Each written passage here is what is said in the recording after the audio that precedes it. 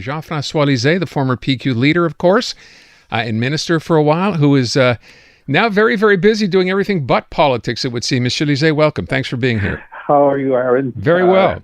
Hello, Natasha. Nice to speak with you. So I'm not sure where to start, but I wanted to bring up something which we didn't get or haven't had a chance to talk about a lot, certainly not with you.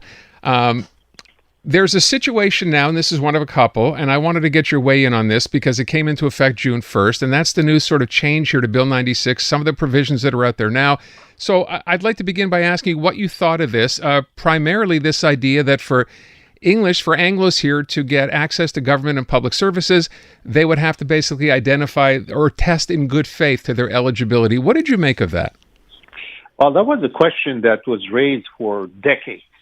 And every time someone at the PQ said, well, we have to make sure that apart from Anglos, other residents have governmental services in French, I would ask, how will you do that? What will be the metrics? What will be the ask?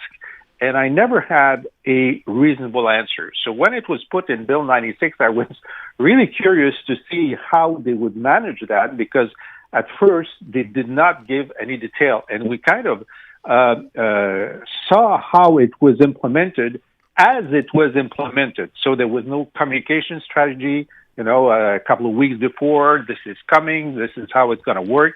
And so we got our first hearing calling the city of Montreal and having to listen to a long recording saying, well, if you are in these categories, you can just say so, press 2, and you're going to have your services in English.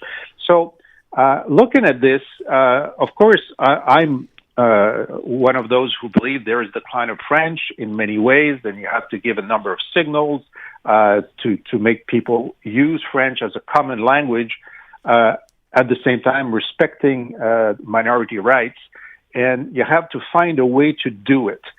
What was paramount in my mind, looking at these first attempts, gauche attempts at some point, in some instances, is that you have to make sure that the Anglo minority has the right to public services in English in the easiest possible way. And I think the government found the easiest possible way.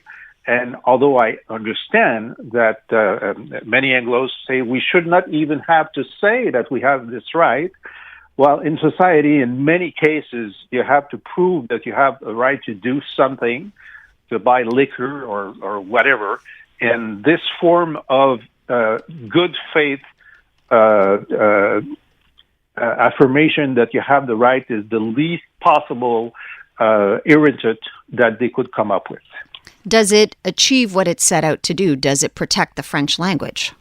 Well, the idea here, I'm just going to give you one statistic. There are so many going around. The pull of English in Quebec, not because of the Anglo minority, because we're in North America, is so great that the total of people that assimilate from French to English is greater than those that assimilate from any language to French. So that's the last census, one of the revelations of the last census.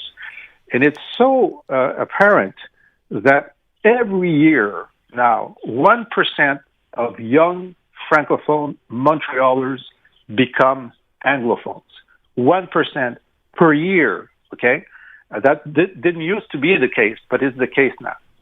So looking at the situation and say, well, we have to stop that and reverse it, you look at the levers at your disposal. And one of the levers to say, well, French is the common language. There are no two common languages, English and French.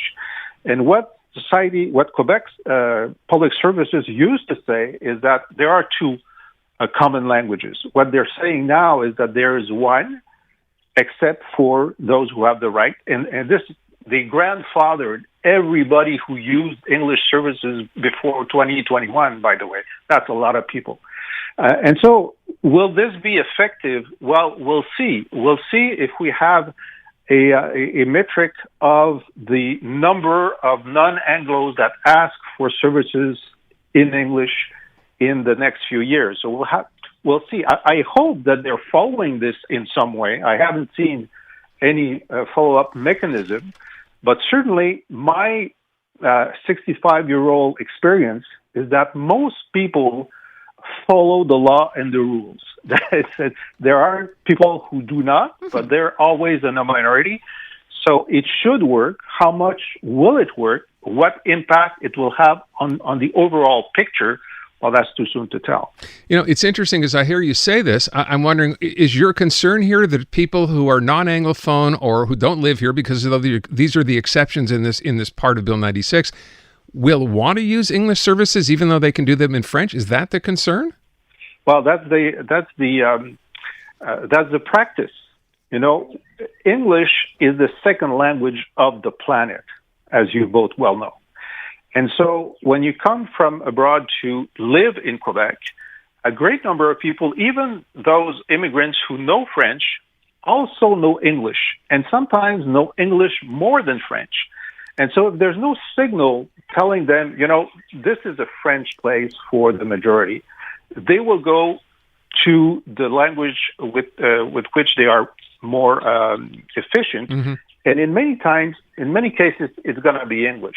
So there's no ill will there from anyone, but it's simply, if you want to keep Quebec with a French common language, you have to send these signals. If not, people will simply choose what is easiest. And since everything is available in English, why not?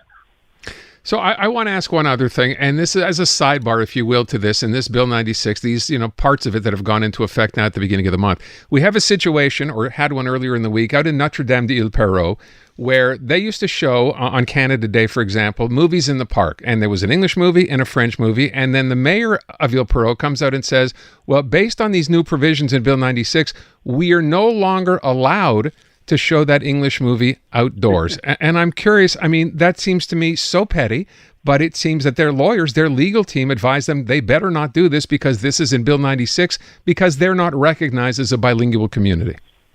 I think that's nonsensical.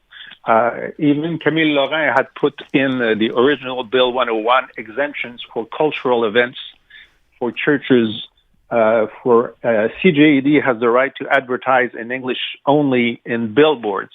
So I'd be very surprised if you couldn't show a movie in English anywhere on the territory.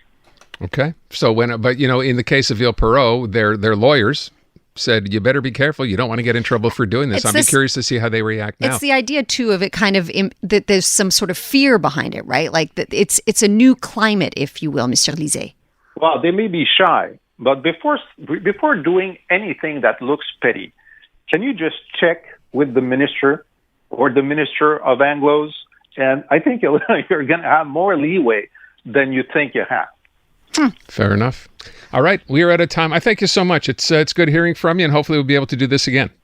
All right. Take care. Thank you. Jean-François Lisée, former head of the Parti Québécois back from 2016 to 2018. I mean, personally... Nonsensical, he said. I love getting the Francophone perspective on these things, especially someone who was so engrossed in it for so long. That was good.